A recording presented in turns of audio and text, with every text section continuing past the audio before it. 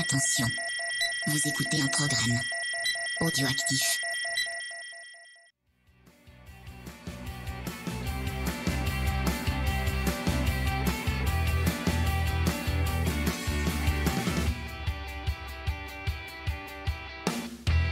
Salut à tous, on se retrouve pour le numéro 34 de C'est qui en pôle. On va parler évidemment du Grand Prix de République tchèque qui s'est tenu à Brno. Mais Pierre, comment ça va alors ?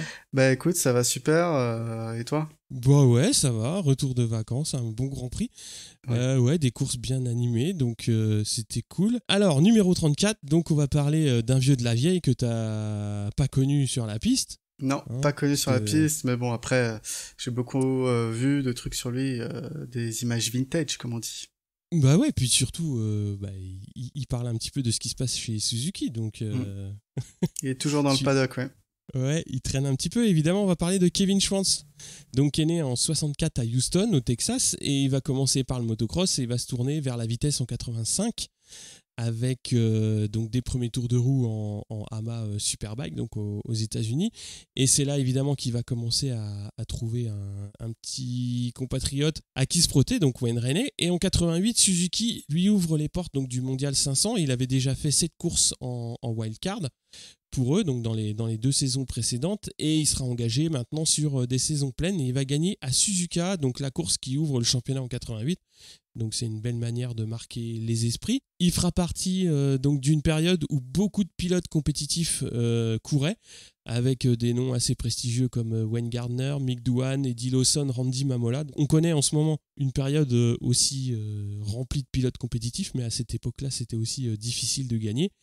Et il sera champion du monde en 93, il sera deuxième en 90, troisième en 91. Au total, 105 courses, 25 victoires, 51 podiums. Tout ça chez le même constructeur, donc Suzuki, chez qui il a toujours bonne presse, surtout quand il s'agit de défoncer Andrea Iannone.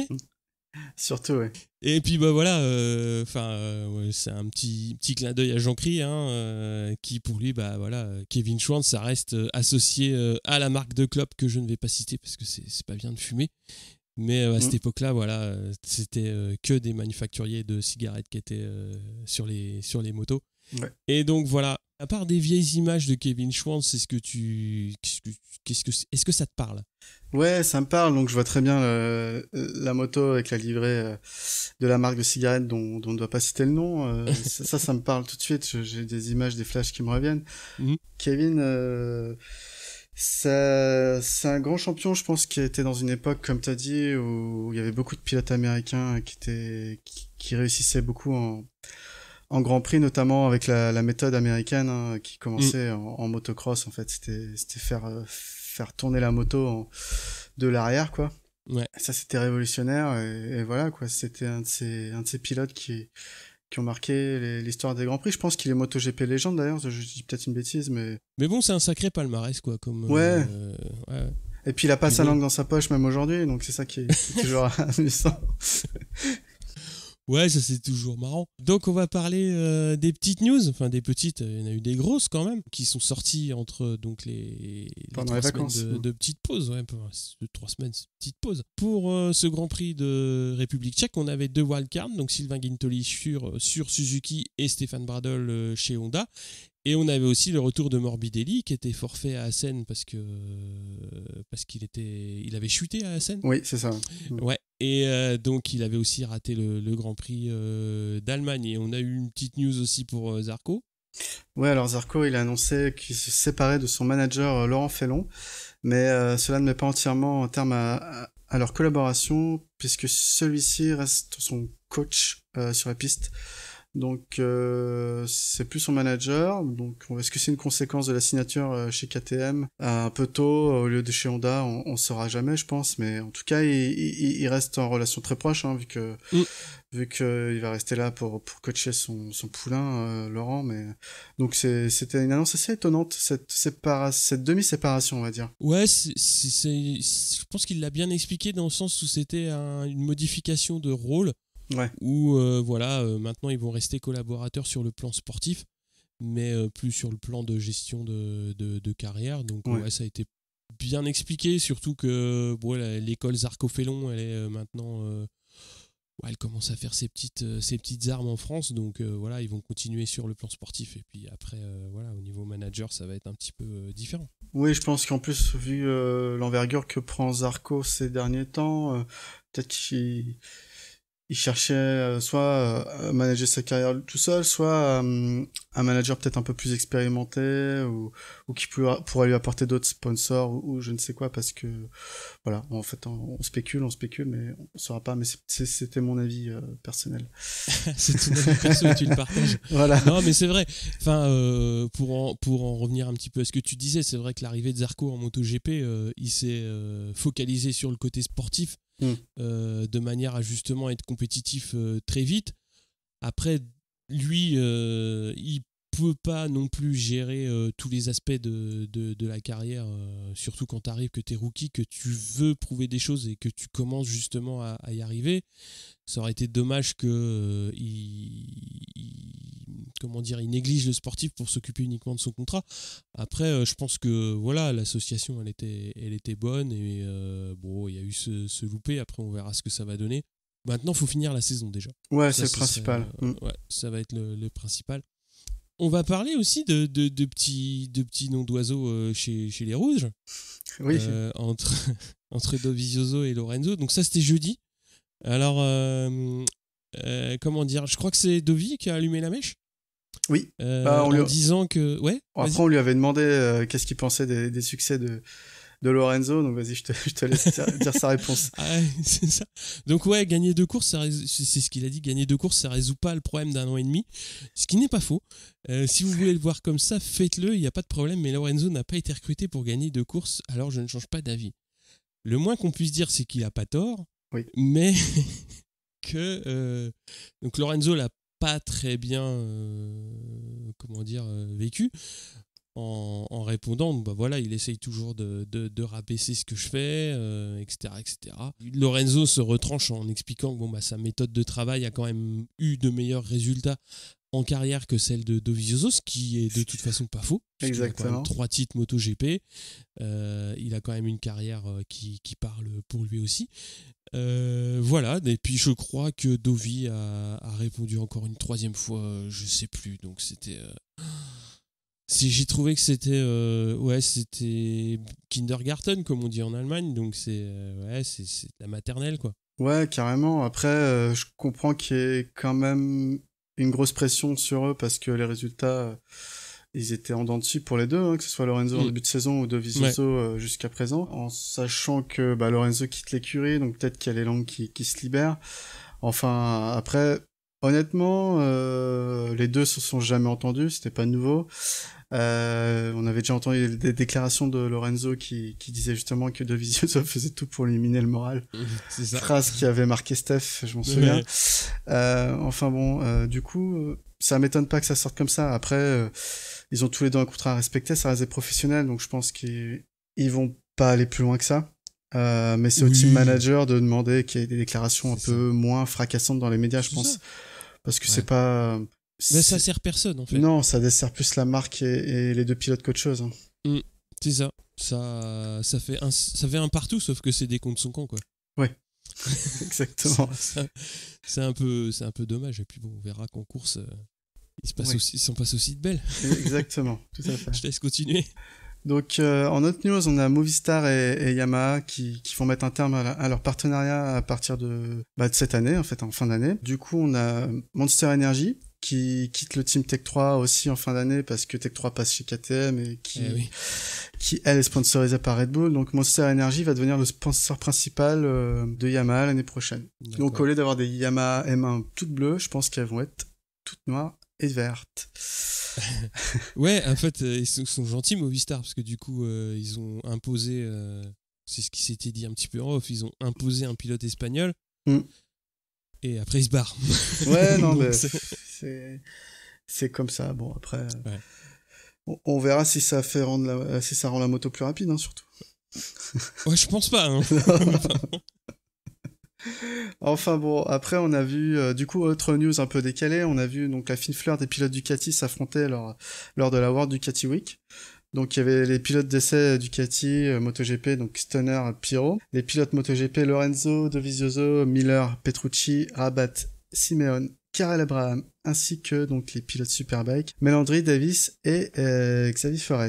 Donc on a remis à chacun une Panigale V4S à leur couleur, et ils ont participé à une course sur la piste de Misano, où Pirro a mis la misère à tout le monde, hein. Donc ça reste le pilote de développement de cette moto, ça reste le circuit où il court à la fois en Superbike italien et à la fois pour Ducati pour tester les motos.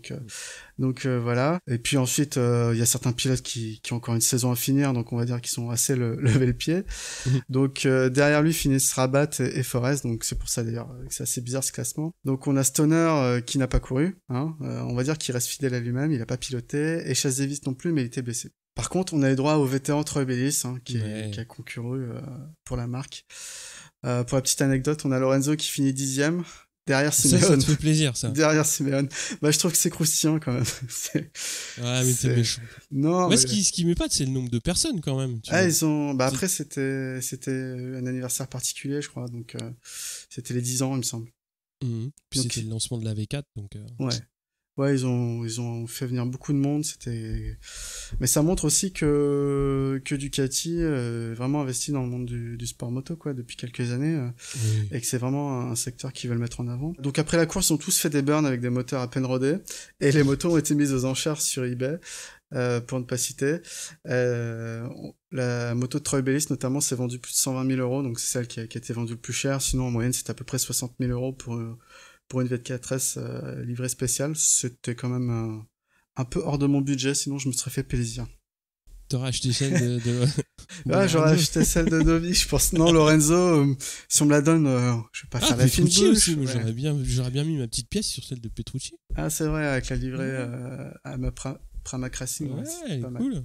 Puisqu'il y a encore une petite news en Superbike, notamment Kawasaki qui a annoncé donc que Tom Sykes ne courrait plus dans l'écurie, et c'est Léon Aslam qui sera le nouveau coéquipier donc de Jonathan Rea.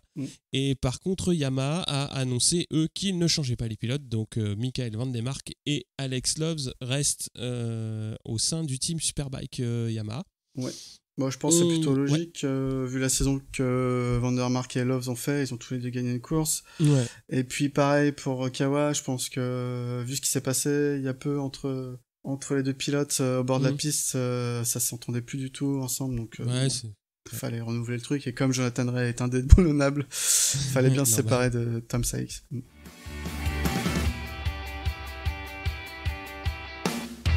Donc on va parler du Grand Prix qui s'est couru en République tchèque, donc sur le circuit de Brno, avec notamment en Moto 3, on a Martin qui avait fait le meilleur temps de la FP1. Par contre, il chute assez violemment et fracture du radius à la main gauche, donc forcément il ne va pas courir et s'est fait opérer à Barcelone. Alors je ne sais pas s'il pourra courir en Autriche, parce que ça risque de faire court. Ouais, je pense qu'il va revenir, il va se faire peut-être examiner, et puis peut-être qu'il sera autorisé à courir, mais c'est vrai que ça fait juste. Hein. Ça fait juste, mais bon. On verra bien maintenant. Ils mettent des freins partout, donc c'est bien possible tout court. Donc, au niveau des temps, on a Kornfeil qui prend la pole devant McPhee et Ramirez. Alors, il signe ici la première pole position d'un pilote tchèque depuis 2007 en Grand Prix. La première pole tout court d'un tchèque à domicile. Donc, en deuxième ligne, on a Eutel, Di Gianantonio et Canet. En troisième ligne, on a Rodrigo, Atirat, Fuvapat et Bezeki qui est un peu loin, 14e, et je t'ai bouffé ta chronique, excuse-moi. Alors, en Moto 2, on a Marini en pole devant Marquez et Pasini. Deuxième ligne composée d'Oliveira, Schroeter et Bagnaia. Binder, Fierre, Agerter en troisième ligne. Quartararo signe un 14e temps et Danilo 30e. En MotoGP, donc en FP1, on a Zarco qui signe le meilleur temps devant Dovi et Marquez. En FP2, c'est encore Honda devant grâce à Pedrosa et pas Marquez. Devant Petrucci et Bautista. En FP3, mais c'était un peu bizarre les FP1. Et en FP3, donc cette fois, c'était Rossi qui signe le meilleur temps devant Petrucci et Lorenzo, donc c'était assez disparate tout week-end. Tous les gros passant directement en Q2, sauf Viñales. Et Rabat s'invite en Q2 aussi, donc directement lui. En Q1, donc on a Viñales et Rins qui s'en sortent.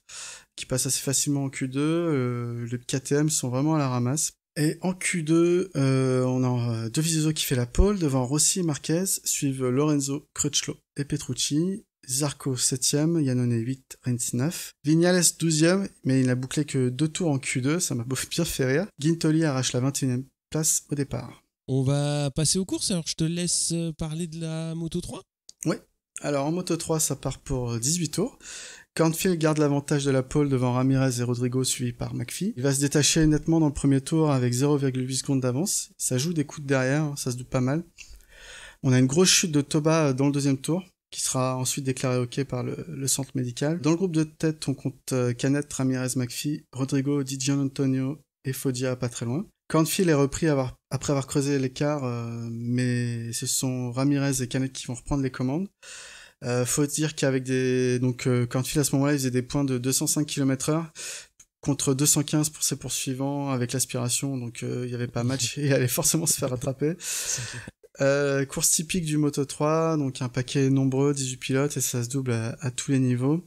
Cornfield va commencer à reculer pas mal, 8ème. Donc Foggia fait un bon début de course, et va prendre la tête à 10 tours de l'arrivée. McPhee, Di Gianantonio, tout le monde va mener le groupe quasiment. Ensuite, McPhee va chuter à 8 tours de l'arrivée après un contact avec Ramirez. Bezzecchi de son côté remonte doucement.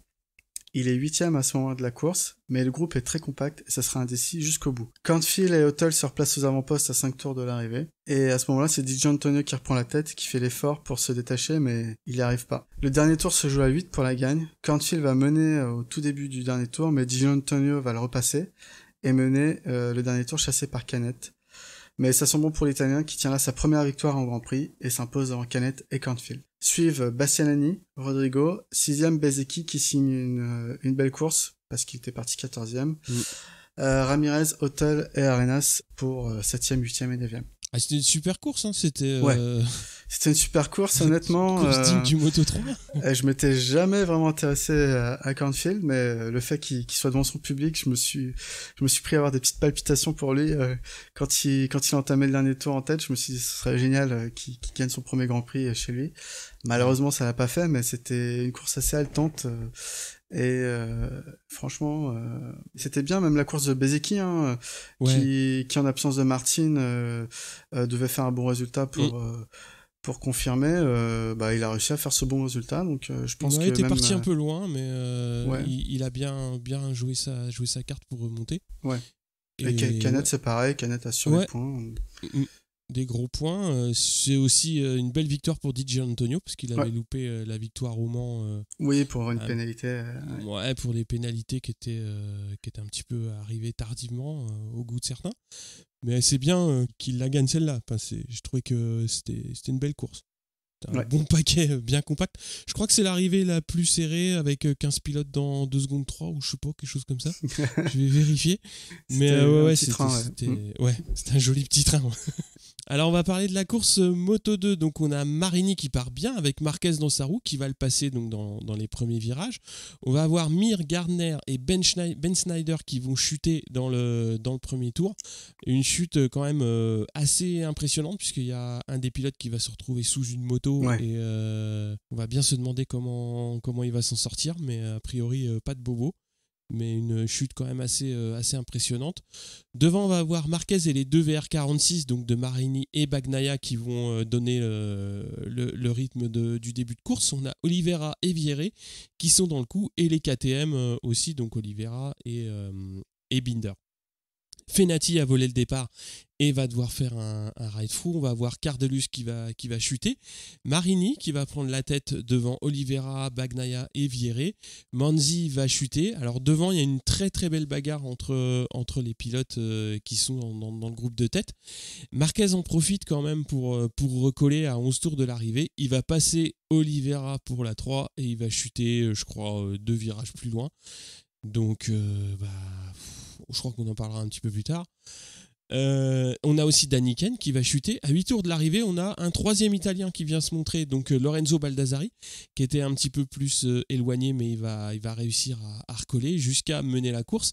En fin de course, donc les 4 font le spectacle devant, Oliveira, Baldassari, Marini et Bagnaia. et donc les deux VR46 vont passer Baldassari et commencer à chasser Oliveira, mais le Portugais va tenir correctement les trajectoires.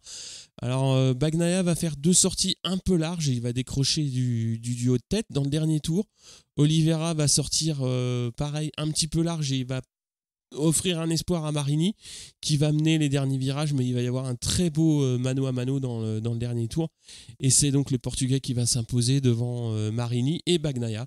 Baldassari 4, Viré 5, Binder 6, Schroeter 7, Navarro 8, Loves 9, Quartararo 11, et on a Danilo qui fait 22e. Cette course, alors, est-ce que tu as des petits mots à dire dessus?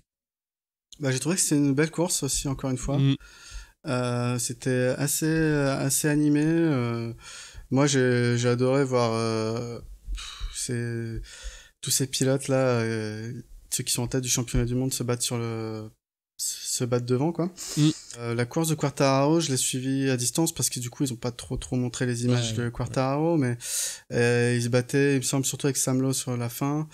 Malheureusement il n'arrive pas à accrocher le top 10, je crois que c'est ce qu'il voulait, c'était accrocher le top 10, mais voilà, on espère qu'il va reprendre pour le prochain circuit. C'est une belle victoire d'Oliveira. Ouais, il a bien mené sa barque et tout. Ça faisait longtemps qu'on n'avait pas vu les KTM. Ils étaient toujours présents, ils étaient pas loin, mais ils étaient moins dominateurs qu'en fin de saison dernière. Et là, il s'est bien replacé. Moi, j'ai vraiment adoré la course des 3 Italiens, hein, donc Marini, Bagnaia et Baldassari, parce que Baldassari, il revient, je dirais pas de nulle part, mais on l'avait pas trop vu en début de saison, et là, en début de course, on le voit pas trop, et quand il recolle, c'est pas qu'à moitié, quoi. Donc c'est vraiment une très belle course. J'étais surpris de Marini en ce moment, au global. Je m'étais un peu moqué de lui, il me semble, la fois précédente, parce que c'était le demi-frère de Rossi, etc. Il était là parce que, voilà. Mais honnêtement, depuis quelques courses, solide, merci, ouais, c'est solide. Là, il fait la pole et il finit 2e. En Italie, il finit 3e. C'est solide. Et aux Pays-Bas, il s'était qualifié 3e. Enfin, il avait fini 8e et il avait fait 3e sur la grille au départ. Du coup, il a trouvé une certaine constance. J'espère que pour lui, ça va continuer, quoi. Donc, voilà. Bien joué, Lucas. Ouais, c'est ça, il pose des jalons intéressants, hein, comme tu l'as dit. Première ligne, pole, premier podium, etc. Et ça reste constant, c'est propre, il n'y a pas beaucoup de risques inconsidérés. Et ça commence à payer. Donc là, il faut qu'il se replace, à mon avis, correctement au championnat du monde.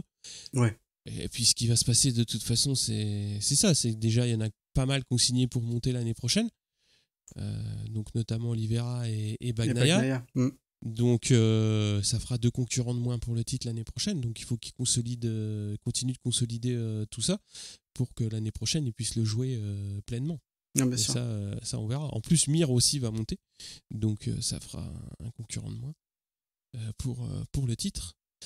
Voilà, je vais te laisser parler de la course MotoGP. Alors donc en MotoGP, on a malheureusement Pol Espargaro qui va se blesser au warm-up du matin. Il chute, et donc ça commence plutôt mal pour KTM vu qu'il sera forfait pour la course. On a Rossi qui part fort, suivi par Dovi, Marquez, Lorenzo.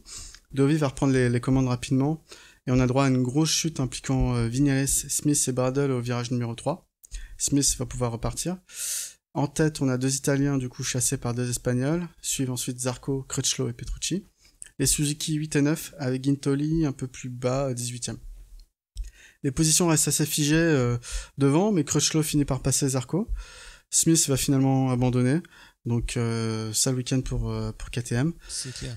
Marquez va finir par passer Lorenzo pour la 3e place. On a une chute de Scott Redding à 15 tours de l'arrivée qui abandonne. Lorenzo s'y reprend à 2 fois et prend la 3e place à Marquez, et Rossi quant à lui prend la tête sur Dovi.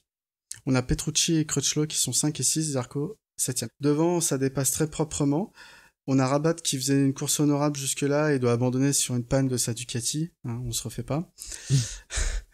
Marquez puis Crutchlow, à la limite, passe Lorenzo qui se fend sur le dépassement de Crutchlow. Lorenzo qui se fend d'un hochement de tête équivoque, pour ne pas dire plus.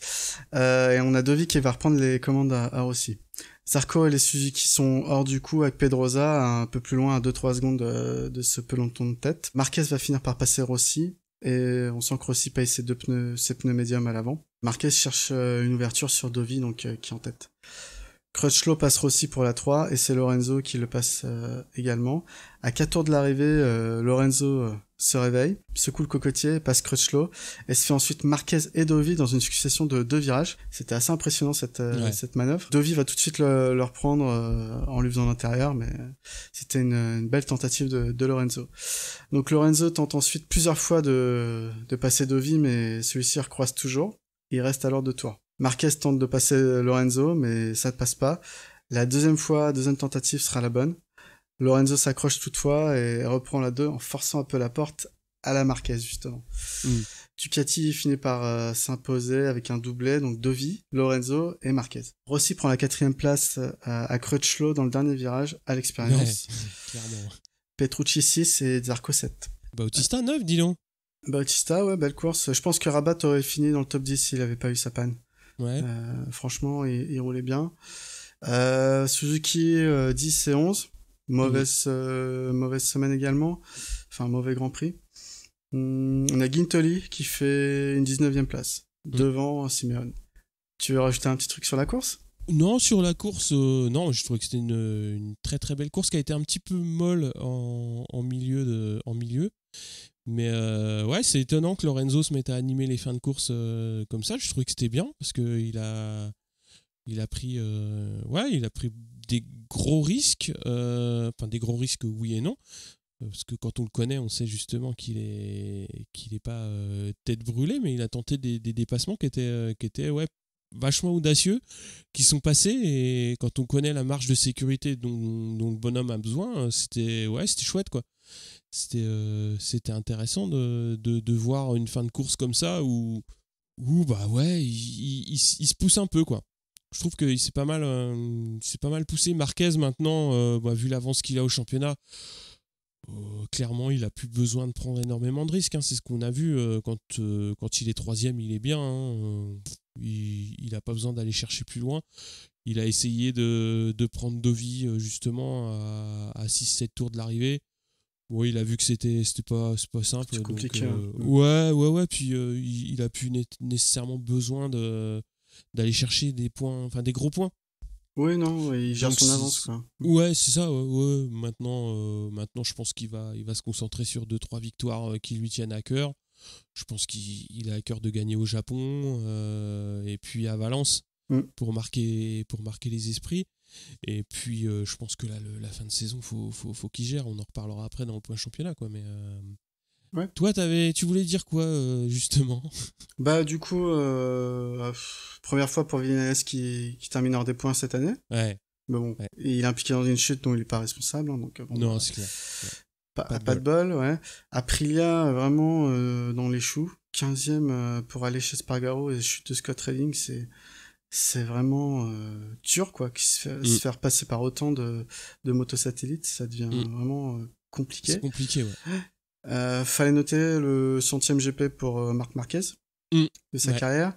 Et la barre stats phénoménales. Ouais. Et la barre des 6000 points passée pour Rossi en Grand Prix. Toutes catégories confondues. Ouais. Donc voilà, deux grands monsieur, des Grands Prix.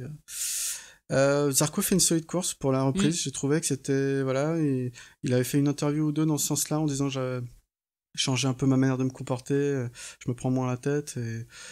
Et du coup, en tout cas, il a fait une 7e place. Je pense qu'il pouvait pas espérer mieux vu la différence de matériel qu'il a avec les autres. Hein. Et d'ailleurs, j'ai trouvé les deux Ducati extrêmement performantes sur un circuit qui, pour moi, n'était pas forcément à leur avantage des années précédentes. Ça tourne beaucoup. Ouais, les Ducati, moi, je les trouve à l'image de la saison dernière et de cette année, c'est-à-dire beaucoup plus polyvalente qu'attendu.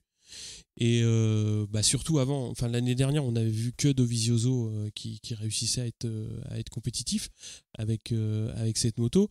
Lorenzo a montré qu'il était là, et Petrucci surtout depuis ce début de saison, il montre aussi qu'il est. Enfin, il avait déjà fait des coups d'éclat, hein, mais là, il montre qu'il est solide dans un top 5, dans un top 6, quoi. Donc c'est bien parce que ça montre que la moto de cette année dans une écurie satellite, elle est aussi compétitive, quoi. Donc c'est bien. Ça va dans le bon sens pour tout le monde. Ouais. Bon, après, il s'est passé ce qui s'est passé avant les conférences de presse où ça s'est un peu chauffé entre les deux pilotes. Mais j'ai trouvé que bon, sur la piste, c'était resté quand même très correct. Ouais. Et moi, ce qui m'épate toujours, c'est que Dovi, dans le dernier tour, ou entre guillemets dans les derniers tours, dans les 2-3 derniers tours, il met à l'amende Marquez plusieurs fois. Là, il réussit à maîtriser Lorenzo qui était dans une très très bonne dynamique sur cette fin de course. Et ouais, je crois que j'en avais parlé aussi une fois, mais c'était pas pour la gagne, mais c'était pour une place de 3 ou 4 où il avait réussi à dominer Rossi à Essen. Ouais. Je trouve que effectivement, il a une capacité de fin de course, de dernier tour, de fin de course qui est nettement au-dessus des autres. Et il le prouve assez régulièrement. Ouais, je vais aller dans ton sens. Je trouve qu'il a autant, par exemple, un pilote comme Lorenzo, quand il veut pas se faire doubler, il ferme toutes les portes et il le fait très bien. Autant Dovi, il a une capacité, on va dire, stratégique qui est complètement différente. Il va laisser la porte ouverte parce qu'il sait que l'autre va exactement prendre cette trajectoire et passer, mais du coup va devoir élargir un peu ou freiner un peu plus et machin. Et Dovi va reprendre l'intérieur ou à ce moment-là ou au virage d'après. Et il a ce calcul en tête et il sait très bien qu'à partir de ce moment-là, psychologiquement, il va avoir l'avantage énorme sur l'adversaire. Et il le fait systématiquement depuis l'année dernière. Il arrive à gérer ça avec Marquez, avec Lorenzo, avec Rossi, et c'est assez hallucinant de voir quelqu'un qui sait garder la tête froide comme ça dans une situation pareille où on penserait que juste non, reste derrière, me double surtout pas, non, lui il va ouvrir la porte, laisser passer la personne et le reprendre juste laisser élargir, il dit voilà, si tu veux prendre l'inter, prends l'inter, tu vas élargir, le mec élargit et lui il replonge à la corde. Exactement. Il fait souvent ça, mais ça paye, hein, donc à partir du moment où ça paye, il faut pas changer, hein. Ah non, il a raison.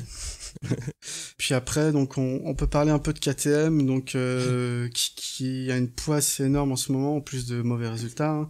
Donc on avait Paul Espargaro qui s'est cassé la clavicule au warm-up, et donc forfait pour la course. On a Smith qui chute et abandonne en course. On imagine mal Paul justement revenir déjà pour le Grand Prix d'Autriche la semaine prochaine, le Grand Prix donc de KTM à Red Bull à la maison. Alors même qu'en Allemagne, il avait déjà chuté et abandonné, donc ça fait plusieurs Grands Prix qu'il est pas là. On a également Kallio qui devait faire une wildcard en Autriche, mais comme il s'était blessé en Allemagne, il pourra pas être là non plus. Donc il reste que Smith pour redorer l'honneur de la firme, mais Smith, il est pas en course, il est pas là, quoi. Il fait pas de coup d'éclat, donc c'est compliqué, quoi. C'est compliqué.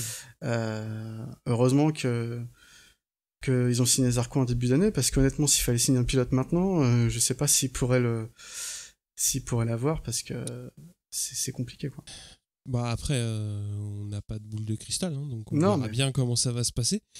Mais c'est vrai que là, après pour en avoir discuté sur Twitter avec Monsieur Bellou, KTM, ouais, c'est un choix compliqué. Le fait est que les pilotes actuels, Espargaro et Smith, c'est pas des foot de guerre non plus. Donc peut-être que la moto est pas si mauvaise, mais qu'ils sont pas assez compétitifs pour la mettre devant. Peut-être que Zarco y arrivera. Ça, on le verra dans un an. Hein. On le verra peut-être un petit peu plus tôt, mais ça va être compliqué. Après, il faut aussi que Zarco arrive dans une condition de confiance pleine.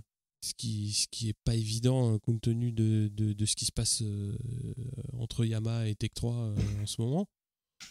Ouais. Bah oui. Bah, faut pas être dupe, hein, non plus. Hein. Je pense qu'il doit pas avoir beaucoup de pièces neuves et il doit pas avoir beaucoup de support. Hein.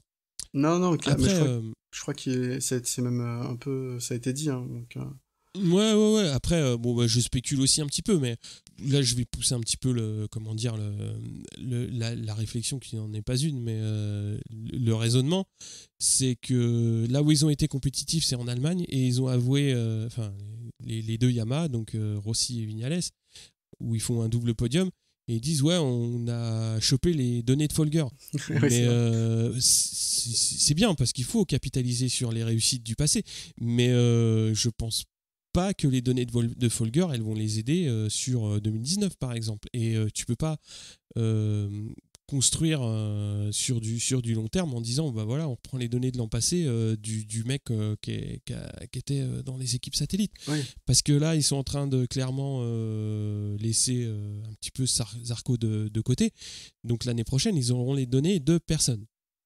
Ah oui, mais clairement, mais de toute façon, Yamaha a une stratégie de développement qui est concentrée sur les 2 pilotes d'usine maison, et c'est tout, quoi. Pas de pilote d'essai, on va dire, de grand niveau, et pas de team satellite avec des machines au niveau du team usine. Toutes les marques faisaient ça il y a quelques années, mais Ducati a commencé à donner toutes les motos possibles d'usine à ses teams satellites. Et maintenant, elle a donné une à Petrucci. L'année prochaine, ce sera à Miller. Honda fait pareil avec Crutchlow, tout en ayant des pilotes quand même de top niveau au niveau des pilotes d'essai. Et c'est des stratégies qui payent pour ces deux marques. Yamaha, on va dire qu'ils ont plus de mal à passer sur un modèle différent. Peut-être que c'est la culture d'entreprise, on va dire. Mais Et ils vont y passer l'an prochain. Ils ont annoncé qu'ils allaient avoir une équipe de développement en Europe. Donc il va sillonner les circuits pour essayer de trouver des clés. C'est 2 ans trop tard, quoi. Enfin, c'est jamais trop tard, mais c'est 2 ans plus tard que les autres, on va dire. Oui, c'est plus tard que les autres. C'est peut-être pas trop tard, mais c'est plus tard que les autres, donc c'est du temps perdu. Mais bon, pour rester sur Yamaha, c'est aussi un point qui m'intéresse de mettre en avant à cette mi-saison. C'est que quand on regarde ce qu'a fait Rossi depuis le début d'année, il est tout le temps dans le top 5. Il fait quand même 5 podiums sur 10 courses. La seule course où il finit pas donc dans le top 5, c'est en Argentine, et on sait tous ce qui s'y est passé, on va pas revenir dessus. Mais voilà, enfin moi ça m'épate de voir un pilote de son âge, et surtout dans les conditions où ça se passe actuellement chez Yamaha, où c'est entre guillemets un petit peu compliqué, de voir qu'il réussit quand même à être ultra compétitif. Ce qui se passe avec Viñales sur cette course-là, c'est assez clair. Viñales, il n'est pas en position de se mettre à l'abri d'un départ loupé quand tu es 12e sur la grille. Je dis pas que c'est jamais arrivé à Rossi, mais Rossi réussit toujours à être en 2e ou 3e ligne et à se mettre toujours un petit peu à l'abri c'est vrai. de ce genre de mésaventures. Puis surtout, je pense qu'il a le fluo sur la combi qui fait que les pilotes font attention quand ils sont dans le voisinage du 46. C'est vrai. Ce qui est peut-être pas le cas de Viñales encore. Mais voilà, il se fait piéger. C'est la seule fois où il est pas dans les points, donc on va pas non plus tirer dessus. Non. Mais il faut qu'il apprenne déjà à se mettre à l'abri de la même manière que Rossi. Parce que c'est dommage, là, sur le début de saison, il commençait à avoir trouvé quelques petites clés, on va dire, où il était un petit peu en retrait en début de course, mais il finissait très très fort. Mais il faut faire plus que ça. On attend plus d'un pilote Yamaha usine que ce qu'il fait là. J'ai l'impression qu'il y a des difficultés avec son team et son chef mécanicien, Viñales. Oui, ça n'en est pas caché. Ouais. C'est la première fois que je vois un chef mécanicien qui vient parler à la presse des relations qu'il a avec son pilote. Ce qu'a fait Forcada ce week-end, je crois que j'ai jamais vu par le passé. C'est-à-dire même du temps de Burgess avec Rossi, où il s'est passé ce qui s'est passé, ils se sont séparés, mais ils ont réglé ça entre eux dans le paddock. C'est-à-dire quand on a Forcada qui vient en conf de presse dire mon pilote me dit rien, mon pilote me parle pas, c'est révélateur d'une situation compliquée. Ouais. Oui, bien sûr. Et après, tu peux dire ce que tu veux sur le comportement des pilotes, mais si le pilote veut pas parler à son chef mécano, ou je vois pas l'intérêt de ce mode de fonctionnement. Mais bon, après, s'ils veulent continuer comme ça, c'est eux qui payent. Hein. Ah oui, non, c'est sûr. Hein. De toute façon, là, vu les contrats qui ont été signés, les 2 pilotes sont pas prêts de partir. Donc, ah bah non, mais après, c'est ça le problème. Que les équipes arrivent à trouver une manière de fonctionner. Après, c'est pareil, tu vois, pour moi, c'est difficile de juger de la relation entre Viñales et Rossi, quoi. autant quand il y avait Lorenzo et Rossi, on savait à quoi s'en tenir, dans le sens où ils se parlaient peu, ils partageaient pas d'informations et chacun était un peu dans leur coin, dans leur box. Ouais. Voilà, c'était très cordial et puis c'est tout quoi.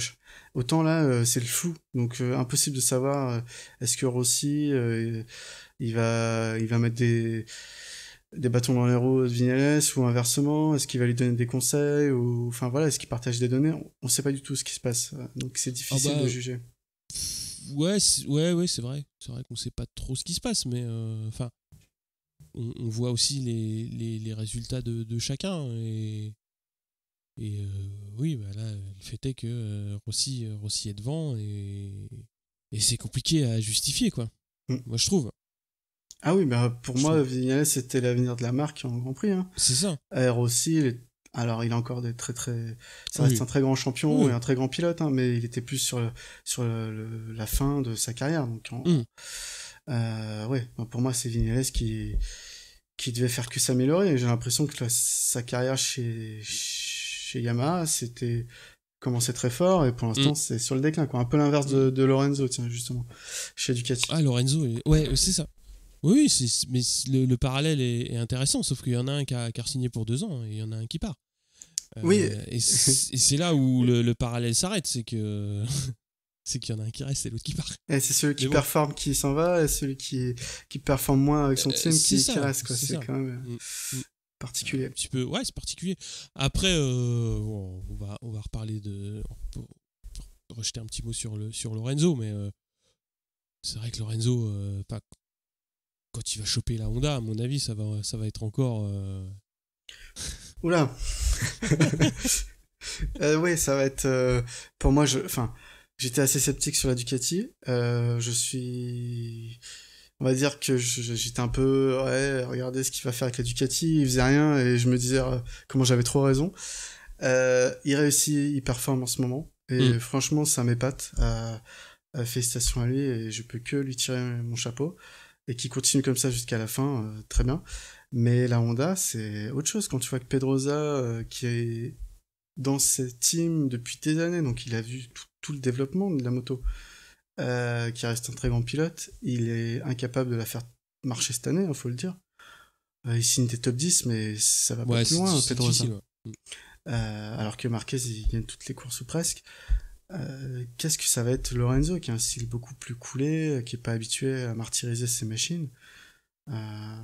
J'attends de voir. Après, peut-être Lorenzo va me faire encore mentir, et qu'en fait c'est un vrai caméléon et que moi je suis sur cette ligne, c'est-à-dire que je pense que Lorenzo est un pilote qui sait ce dont il a besoin pour être performant.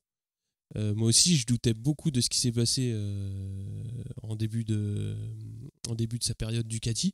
Et quand on voit ce qu'il fait maintenant, c'est clair qu'il a su, d'une part, adapter son pilotage et aussi développer les petits éléments sur la moto qui font qu'il est compétitif. Donc forcément, il y a une part aussi de tête. Oui. C'est-à-dire l'histoire du réservoir, c'est peut-être pas 100% du problème, mais ça en fait partie. Et à partir du moment où il a réussi, je pense qu'il a réussi à mettre ça dans la balance avec Honda, c'est-à-dire qu'il va avoir aussi une part d'adaptation, j'espère pour lui, à la moto, et qui sera, j'espère, plus rapide que ce qu'il a pu avoir chez Ducati, c'est-à-dire que réussir à avoir une phase d'évaluation, de dire j'ai besoin de ci, j'ai besoin de ça, et d'une adaptation sur tel ou tel point, de manière à être compétitif, et je pense que Honda va pouvoir lui amener plus rapidement que ce qu'a fait Ducati. Ouais, alors je te trouve dur avec Ducati parce que je sais pas si tu te souviens l'année dernière, donc ça faisait pendant les essais et juste pendant la première course, il s'est plaint que la selle ne lui allait pas de la Ducati et que ça allait pas du tout et qu'il fallait la mettre beaucoup plus haute. Ils ont fait ça tout de suite pour lui et c'était tellement catastrophique qu'il est venu de revenir en arrière. Donc il est venu en disant j'ai tout de suite analysé quel était mon problème, c'est la selle, machin, et c'était pas ça, quoi. Donc j'espère que chez Honda il va mieux cerner le problème, enfin pas le problème, mais ce qu'il a besoin pour bien rouler avec la machine plus rapidement. Effectivement, c'est son challenge, quoi. Après il a déjà l'expérience de deux marques et 2 machines différentes. avec un peu de chance, il est très intelligent le bonhomme, il va réussir à cerner ses difficultés peut-être plus vite et à progresser plus vite avec sa nouvelle moto, quoi. Ouais, c'est clair. Et je pense que tu files une moto comme ça, un mec comme Lorenzo, je pense que Marquez va commencer à être un petit peu plus en difficulté, mais ça on le verra l'année prochaine. Ouais, et puis qui va devenir le numéro 1 chez Honda? Il n'y aura pas de numéro 1. Bah, s'il faut faire des développements en moto, qu'il y en a un qui dit bleu et l'autre il dit jaune. Eh bah, tu fais bleu et jaune. Bon, après ça, Honda doit décider, hein, mais en général, bah, bien sûr. jusqu'à présent, bien alors sûr. c'est qu'un ressenti, hein, jusqu'à présent j'ai l'impression qu'on a plus écouté Marquez sur le développement de la moto que Pedrosa par exemple. Bien sûr. Moi j'avais un gros doute sur les capacités de développement de Marquez parce que j'avais l'impression qu'il était un petit peu en style coucou, c'est-à-dire qu'il avait récupéré toute l'équipe de Stoner et que la moto était déjà très très bien développée par Stoner. À l'époque, en plus, il était toujours pilote d'essai. Mais ce qu'il montre là sur les années suivantes, ça montre qu'il est aussi un pilote qui sait développer. C'est-à-dire qu'il sait dire, voilà, il faut ci, il faut ça, il faut machin. Pour que j'y arrive, il me faut ci, il me faut ça. Ouais. Et voilà, parce que c'est vrai que au début, je dirais pas que ça peut être de la chance, mais ça peut être récupérer une moto qui est bien développée, mais la maintenir aussi compétitive sur 5 ans, ça peut pas être du hasard. Ah oui, je suis d'accord. Ça c'est évident, et tu peux pas donner ça uniquement au pilote d'essai. Donc voilà, il a montré aussi qu'il savait développer. On va parler un petit peu de son frangin. Moi, je voudrais bien parler un petit peu d'Alex Marquez, parce qu'on parle toujours du MotoGP, beaucoup, mais on parle pas beaucoup du Moto2. Ouais, bah y a plus Zarco cette année. Ah ouais. Non, mais il n'y a plus Zarco, mais surtout Marquez, il coûte cher. Ouais, c'est vrai. Coûte cher en pièces. Bah dis-nous tout. Oh bah dis-nous tout. Non, mais j'ai rien de spécial. Moi, je trouve que voilà, Marquez, il plafonne en Moto 2. Tout le monde lui passe devant. Lui, il continue à casser des motos. C'est compliqué. Moi, l'impression que j'ai, c'est que Marquez, il s'est pris d'amour pour le style de Pasini et il s'est dit une course sur deux, je vais finir dans le bac à sable, quoi. Ouais, mais c'est pas viable sur le long terme, il le sait. Non, c'est vrai que c'est compliqué pour Marquez. Je pense que il veut trop en faire en ce moment et il faut qu'il retrouve un peu plus de sérénité. Moi, c'est l'impression que j'ai parce que ça va être un bon pilote qui a fait des résultats quand même cette année tout à fait corrects. Mais depuis quelques courses, ouais, ça devient un peu n'importe quoi. Oh, n'importe quoi, j'irai pas jusque-là, mais je trouve qu'il surroule et il surroule un peu trop, quoi. Ouais. Et qu'il n'a pas la capacité de récupération de son frangin. La moto, quoi. Ah non, ça c'est une certitude. De toute façon, il n'y a personne qui l'a à part son frangin. C'est ça. C'est pas génétique pour le coup. Non. Bon, on a été un petit peu méchants, mais bon, c'est comme ça. On va parler un petit peu du point championnat. Donc avec en Moto 3, Bezzecchi, comme tu l'as dit, qui prend la tête du championnat devant Martin, blessé. Donc on va voir quand est-ce qu'il va revenir. Et Di Gianantonio qui se replace à la 3e place avec 116. Et t'as bien fait aussi de me noter que Canet est pas loin à 112 points. Donc ça s'est bien resserré à 4. En Moto 2, Oliveira en tête 166 devant Bagnaia 2e avec 164 et Marquez donc qui est mine de rien 3e avec 113. Et on a Quartararo 9e avec 77 points. En Moto GP, Marquez en tête avec 181 points, Rossi 2e 132, Dovizioso 3e 113 avec Zarco 97 points et 6e et meilleur pilote indépendant. Ouais, je pense que la compétition est assez serrée entre lui, Crutchlow et Petrucci. Hein. Ouais, ça va être serré entre les trois bonhommes. Ouais. J'espère vraiment qu'il va finir devant, mais c'est pas gagné. Hein. Non, non, c'est clair, parce que Crutchlow, Crutchlow c'est un peu, faut pas qu'il chute, mais bon, parce que lui il peut te faire des jubilés de chute aussi. Ouais. Après, Petrucci, il est un petit peu plus régulier cette année quand même. Oui. Que les années précédentes, mais ça va jouer entre les trois. Bon, c'est à voir comment va se passer la fin de saison.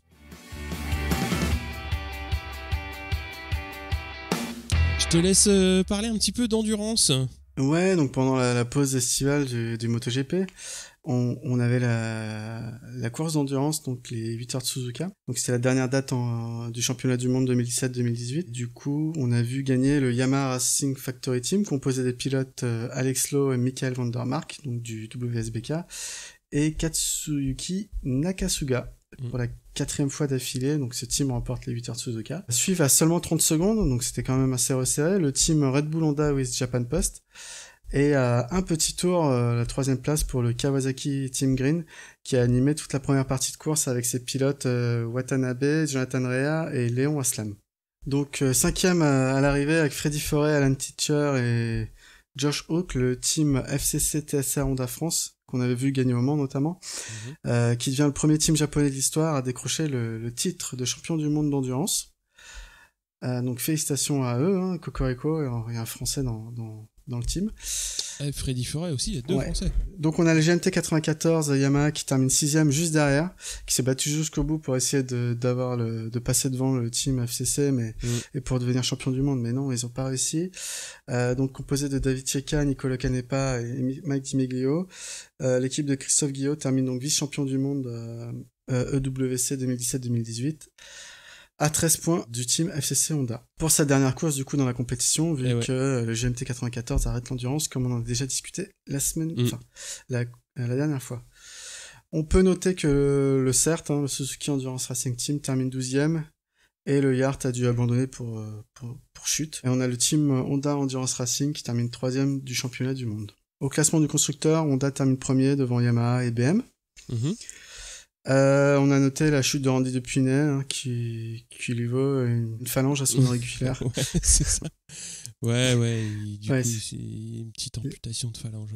Et l'année prochaine, une nouvelle date se glisse au calendrier. Donc on aura les 8 heures de Sepang. Je crois que ce sera du coup... Il y aura 6 dates ? Il y aura 6 dates ou 5 dates ? Non, 6 dates. Que dire de plus ? Oui, on avait donc un gagnant pour Dovi, mais il avait déjà gagné les goodies. Donc, du coup, tirage au sort entre les autres. Et c'est Céline qui a gagné les goodies. Donc, ils vont partir par la poste bientôt, dans la semaine, je pense. Félicitations, Céline. Donc, cette fois-ci, c'est elle. On se retrouve très très vite puisque là, ils ont fini des essais aujourd'hui à Brno, nos amis du MotoGP. Ouais. Et ils mettent tout ça dans les camions et direction. L'Autriche. Et le Red Bull Ring. Et Red Bull Ring. On va boire du Red Bull. On va avoir du rouge, je pense. Ah ouais, en espérant que ce soit plus calme. J'ai vu qu'ils étaient tous les deux en conférence de presse jeudi, donc j'espère que ça va rester gentleman. Ouais, je pense. Ouais, mais oui. Ils savent se tenir. C'est pas comme nous. Non, exactement. Bon, sur ce, on vous laisse et on vous retrouve très vite, donc forcément, d'ici la semaine prochaine pour le débrief de la course du Grand Prix d'Autriche. À bientôt, ciao. Allez, salut.